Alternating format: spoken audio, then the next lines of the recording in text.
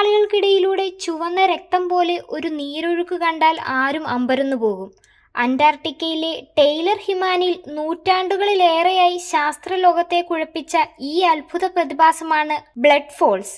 രക്തം പോലെ തോന്നിപ്പിക്കുന്ന ഈ ചുവന്ന വെള്ളച്ചാട്ടത്തിന് പിന്നിലെ ശാസ്ത്രീയ രഹസ്യങ്ങളാണ് ഇപ്പോൾ ഗവേഷകർ പൂർണ്ണമായി വിശദീകരിച്ചിരിക്കുന്നത്. അന്റാർട്ടിക്കയിലെ മക്മുർഡോ ഡ്രൈ വാലികളിലുള്ള ടെയ്ലർ ഗ്ലേസിയറിൽ നിന്ന് ബോണി തടാകത്തിലേക്ക് ഒഴുകുന്ന ബ്ലഡ് ഫോൾസ് ആദ്യമായി കാണുന്നവരിൽ ഭയവും കൗതുകവും ഒരേപോലെ സൃഷ്ടിക്കും.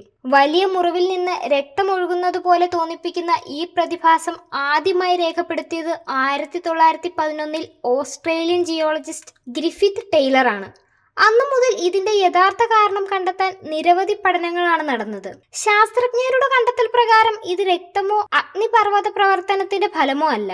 ഹിമാനികൾക്കിടയിൽ ദശലക്ഷക്കണക്കിന് വർഷങ്ങളായി കുടുങ്ങിക്കിടക്കുന്ന ഇരുമ്പ് സമ്പുഷ്ടമായ അത്യുച്ഛ ലവണാംശമുള്ള ഉപ്പ് വെള്ളമാണ് പുറത്തേക്ക് ഒഴുകുന്നത്. അന്തരീക്ഷത്തിലെ ഓക്സിജനുമായി സമ്പർക്കത്തിൽ വരുമ്പോൾ അതിലെ ഇരുമ്പ് ഓക്സീകരിക്കപ്പെടുകയും തുരുമ്പിന്റെ നിറം പോലെ കടും ചുവപ്പാകുകയും ചെയ്യുന്നതാണ് ഈ കാഴ്ചയ്ക്ക് കാരണം. 2017 അലസ്ക ഫെയർബാങ്ക്സ് സർവകലാശാലയിലെ ഗവേഷകർ റേഡിയോ എക്കോ സൗണ്ടിംഗ് സാങ്കേതിക വിദ്യ ഉപയോഗിച്ച് നടത്തിയ പഠനമാണ് ഈ പ്രതിഭാസത്തിന്റെ യഥാർത്ഥ ഉറവിടം കണ്ടെത്താൻ വഴിതെളിച്ചത്. ഹിമാനിയുടെ അടിത്തട്ടിൽ ഉയർന്ന മർദ്ദത്തിൽ ഒഴുകുന്ന ജലപാതകളുടെ വിശാല ശൃംഖല അവർ കണ്ടെത്തി. ഏകദേശം 300 മീറ്ററിലധികം നീളമുള്ള മഞ്ഞിനടിയിലെ ഒളിപ്പാതകളിലൂടെ സഞ്ചരിച്ച ശേഷമാണ് ഈ ഉപ്പുവെള്ളം പുറത്തേക്ക് ഒഴുകുന്നതെന്നും പഠനം വ്യക്തമാക്കുന്നു. ലോകത്തിലെ ഏറ്റവും തണുപ്പേറിയ ഭൂഖണ്ഡത്തിൽ ഈ വെള്ളം എങ്ങനെ ദ്രാവക അവസ്ഥയിൽ തുടരുന്നു എന്ന ചോദ്യത്തിനും ശാസ്ത്രത്തിന് ഉത്തരമുണ്ട്. ഈ ജലത്തിലെ ലവണാംശം സാധാരണ കടൽ വെള്ളത്തേക്കാൾ വളരെ കൂടുതലായതിനാൽ അതിന്റെ മരവിപ്പിക്കൽ താപനില വളരെ താഴ്ന്നിരിക്കുന്നു. കൂടാതെ ഹിമാനിയുടെ ചലനം മൂലമുണ്ടാകുന്ന ഘർഷണവും വെള്ളം മരവിക്കാൻ തുടങ്ങുമ്പോൾ പുറത്തുവരുന്ന ചെറിയ അളവിലുള്ള താപവും ചേർന്ന് അതിശൈത്യത്തിലും ഈ ജലം ദ്രാവക അവസ്ഥയിൽ നിലനിർത്തുന്നു. ബ്ലഡ് ഫോൾസിനെ കൂടുതൽ അത്ഭുതകരമാക്കുന്നത് അവിടെ കണ്ടെത്തിയ അപൂർവ സൂക്ഷ്മജീവികളാണ്.